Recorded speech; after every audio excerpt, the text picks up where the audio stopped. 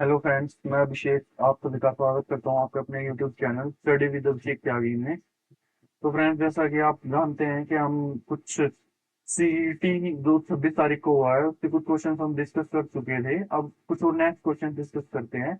और आज की क्लास का हमारा सबसे पहला क्वेश्चन है ये ये क्वेश्चन देखिए। ये एक बहुत अच्छा और फिक्स क्वेश्चन है। एसएससी में तो और रेलवे में बहुत बार, नंबर ऑफ टाइम ये क्वेश्चन पूछा गया है। देखो, इस क्वेश्चन को करने के लिए ना हम क्या करते हैं, हमें दिया हुआ है, क्या दिया हुआ है, x plus 1/x is equal to 2। तो सबसे पहले हम क्या करेंगे, इसमें x square plus 1/x square की वैल्यू निकालेंगे। ये कैसे निकालते हैं, इसका स्क्वेयर करके उसमें से 2 माइनस कर देंगे। 2 का स्क्वेयर करेंगे, 2 का स्क्वेयर, इसमें से 2 माइनस करेंगे तो ये हो जाएगा 2। ठीक है। अब ऐसे ही x cube plus 1/x cube की वैल्यू निकाल लो। ये हो जाएगी, यहां से इसका क्यूब करेंगे और -3 इंटू ए हमारा यहाँ पे ये है। ये हो जाएगा 8 -6, ये भी आ जाएगा 2। देखो, पहले ना मैं आपको यहाँ साइड में फॉर्मूल, मतलब ये एक हमने निकाला हुआ है, कैसे निकलता है वो अभी नहीं, बाद में डिटेल में डिस्कस करेंगे। अभी सिर्फ आप ये समझो कि ये निकलता कैसे है। अगर आपको x plus 1/x equal to a दिया हुआ है ना, ए, इसकी वैल्यू अगर आपको ए दी हुई है तो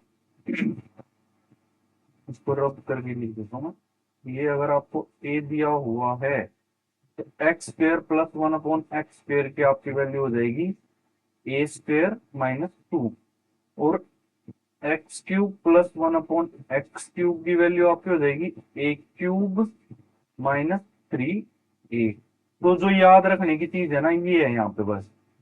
ये आपको याद है तो आपका पूरा क्वेश्चन हो जाएगा। देखो, यहाँ हमने एक्स स्क्र प्लस 1/x स्क्वेयर की वैल्यू निकाल ली, x cube plus 1/x cube की वैल्यू निकाल ली। दोनों वैल्यूज हमारे पास आ गई हैं। ये दो इक्वेशन है, ये फर्स्ट मान लो, ये सेकंड मान लो। इन दोनों को मल्टीप्लाई करो, लेफ्ट साइड मल्टीप्लाई करोगे तो मतलब x square plus 1/x square into x cube plus 1/x cube is equal to, right side में आ जाएगा 2 टू द 4। राइट साइड में देखो, इसको मल्टीप्लाई करो, इसके साथ ही आ जाएगा हमारा x⁵, फिर प्लस इसको 1/x, फिर इसकी मल्टीप्लाई करेंगे x plus 1/x⁵ equal to 4। अब देखो, इसकी वैल्यू हमें क्वेश्चन में ऑलरेडी दी हुई थी 2। तो इसकी वैल्यू अगर हम 2 पुट कर देंगे इसकी जगह, इसकी वैल्यू 2 पुट कर दी, ये इस साइड जाके माइनस हो जाएगा। तो हमारी x⁵ 1/x⁵ की वैल्यू आ जाएगी 4 - 2 इक्वल टू 2। ये हमारा सही आंसर हो जाएगा। तो ऑप्शन ए ये हमारा सही है बिल्कुल। तो बहुत एक इजी ही क्वेश्चन था, ये कोई मुश्किल चीज नहीं थी इसमें। अगर आपने थोड़ी सी प्रैक्टिस की होगी तो आप करके आए होगे पक्का ये क्वेश्चन। अब नेक्स्ट पे चलते हैं। A solid metal cube of side 14 centimeter is melted and recast into smaller spheres of radius 1 centimeter. How many such spheres can be formed? देखो, इस तरीके के जो भी क्वेश्चन आते हैं ना कभी भी, कि किसी एक बड़ी चीज को मेल्ट करके छोटी चीजें बनाई गई हैं, तो हमेशा क्या होता है ना, वॉल्यूम इक्वल रहती है। यहाँ पे क्या होगा, जो वॉल्यूम ऑफ, यहाँ पे लिख देता हूं, वॉल्यूम ऑफ क्यूब किसके इक्वल होगी, स्पीयर्स बनाए गए हैं। मान लो एन स्पीयर बनाए तो n into volume of one sphere, ये हो जाएगा आपका। अब यहाँ वॉल्यूम ऑफ क्यूब का फॉर्मूला क्या होता है, साइड का cube is equal to n into, ये स्पीयर की वॉल्यूम क्या होती है हमारी, 4/3 पाई r क्यूब। अब देखो, यहाँ आपको वैल्यू दी हुई है, साइड थी 14 सेंटीमीटर, तो 14 का cube is equal to n into 4/3 into 22/7 into r दी हुई है 1 का क्यूब। बस इसको सोल्व कर लो, आपका आंसर आ जाएगा। यहां से एन की वैल्यू निकाल लेना, जो भी आएगी वही आपका सही आंसर होगा। इसको खुद करना, ये आपके लिए एक तरह से होमवर्क है, बस इसको सोल्व करना ही बताया, आपका आंसर आ जाएगा। अब नेक्स्ट पे चलते हैं। if a and b are positive integers such that a square minus b square equal to 31, then what is the value of a into b? a into b की value बतानी है और a square minus b square के दे रखे हैं। अब देखो हमें यहां से क्या दिया हुआ है, a square minus b square, ये हिट एंड ट्रायल से हो सकता है क्वेश्चन हमारा। देखो 31, ये इसको हम लिख सकते हैं a minus b into a plus b is equal to 31। अब देखो 31 है ना, एक हमारे पास देखो यहाँ दो नंबर, मतलब एक नंबर ये आना चाहिए, एक नंबर ये आना चाहिए, इन दोनों का मल्टीप्लाई करके 31। लेकिन 31 जो हमारा प्राइम नंबर है, तो इसका मतलब इसके साथ पक्का 1 से मल्टीप्लाई हुई है। अगर इसके साथ 1 से मल्टीप्लाई हुई है तो इसका मतलब a प्लस बी तो हमारा होना चाहिए 31 और a माइनस बी होना चाहिए 1। तो ऐसा क्या हो सकता है, a माइनस बी 1 आ गए और a प्लस बी 31 आ गए। तो इसको अगर तुम करके देखोगे ना, तो यहां से हमारी a की वैल्यू 16 और b की वैल्यू आ जाएगी 15। देखो 16 माइनस 15 करोगे तो 1 आ जाएगा, 16 प्लस 15 करोगे तो 31 आ जाएगा।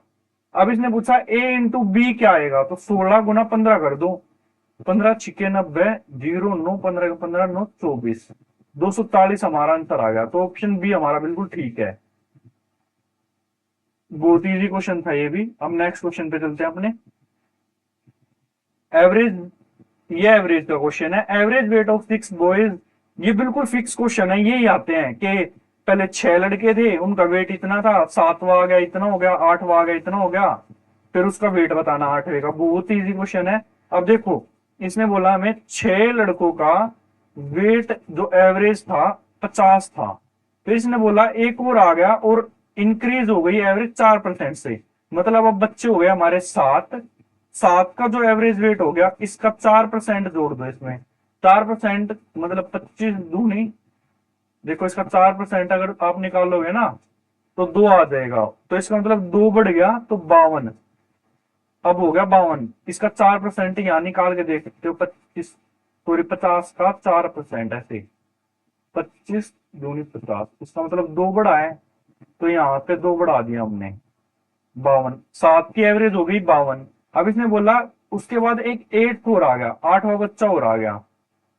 अब इसने बोला कि एवरेज इंक्रीज हो गई 1 से, मतलब 52 से 53 हो गई एवरेज।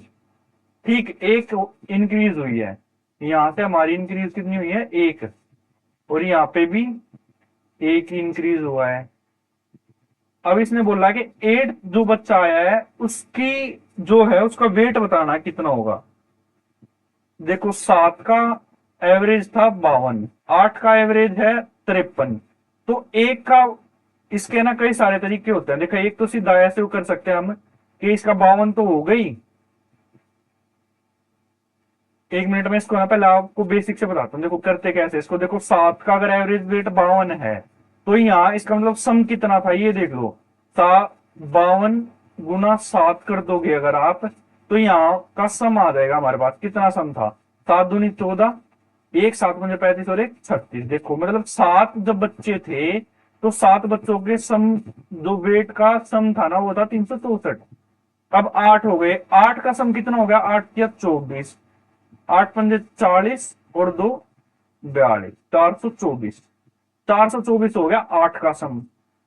सम अब आपको पता नहीं समझ आ रहा है या नहीं, मैंने वैसे बताया आपको प्रीवियस क्लास में कि हमारा एवरेज जो होता है ना वो होता है सम अपॉन टोटल नंबर्स, कितने हैं स्टूडेंट है या टीचर है जो भी। तो यहां से अगर हम एवरेज को टोटल नंबर को अगर मल्टीप्लाई करेंगे तो सम आ जाएगा ना। तो ऐसे ही मैंने यहाँ पे एवरेज 52 थी और टोटल 7 बच्चे थे, इन दोनों का मल्टीप्लाई करेगा तो सम आ गया 364।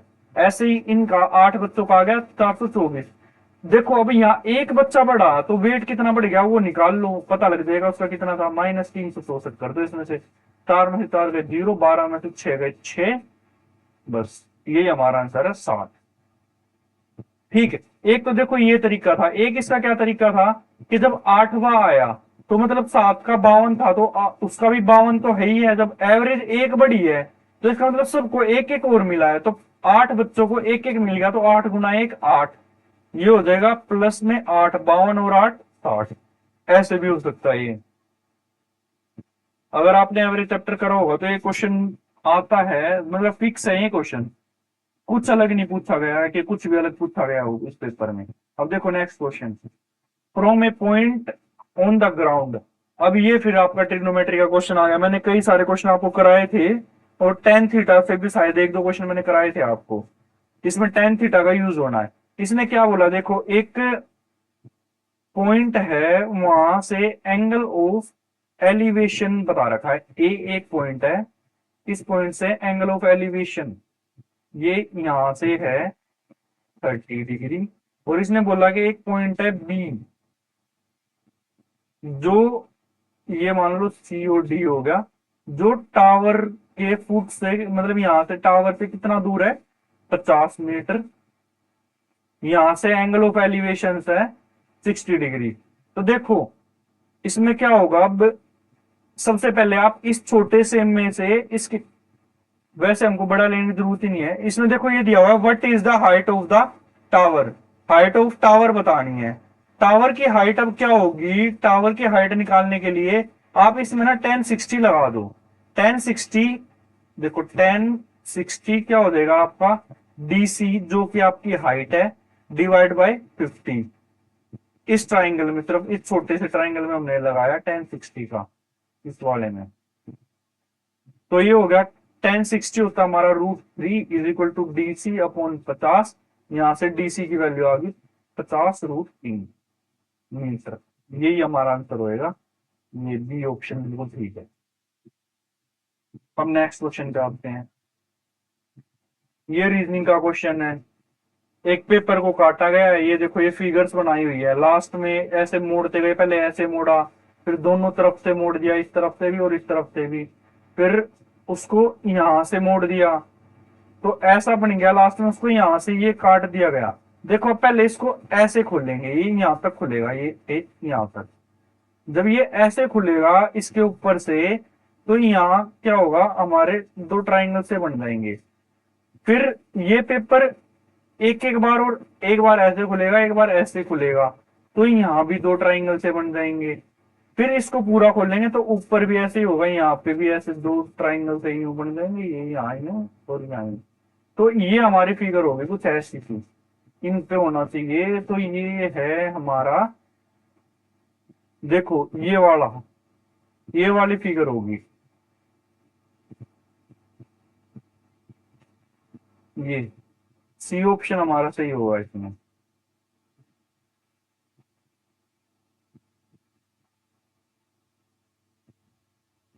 होप के आपके समझ आ गया होगा। ये कुछ नहीं है, पेपर को फोल्ड करते गए हैं और उसको फिर बाद में ओपन किया है। तो जैसे जैसे फोल्ड किया वैसे वैसे ही ओपन करोगे तो वो कट के जो मार्क होते हैं वो ऊपर आते जाते हैं। उसी से ये मैंने आपको बताया है, समझाया है। होप के आपके समझ आ गया होगा। अब नेक्स्ट क्वेश्चन पे चलते हैं हम। ये एक सीरीज दी हुई है, सीरीज के मैंने आपको काफी सारे क्वेश्चन कराए थे ताकि एक पैटर्न समझ आ जाए। पता नहीं अब आप करके आए होगे या नहीं हो के करके आए होगे। देखो यहाँ पे भी एक सीरीज बनती दिखेगी आपको कुछ, 7 14 3। देखो ये देखो एक बार, 7 दूनी 14, 2 से मल्टीप्लाई करा, माइनस कर दिया 3, इसको फिर 2 से मल्टीप्लाई करा, फिर माइनस कर दिया 5, फिर 2 से मल्टीप्लाई किया, अब माइनस कर देंगे 7। 17 दूनी 34, 34 में से 7 माइनस करोगे तो आप 27। ये आपका सही आंसर हो जाएगा, यहाँ पे आएगा 27।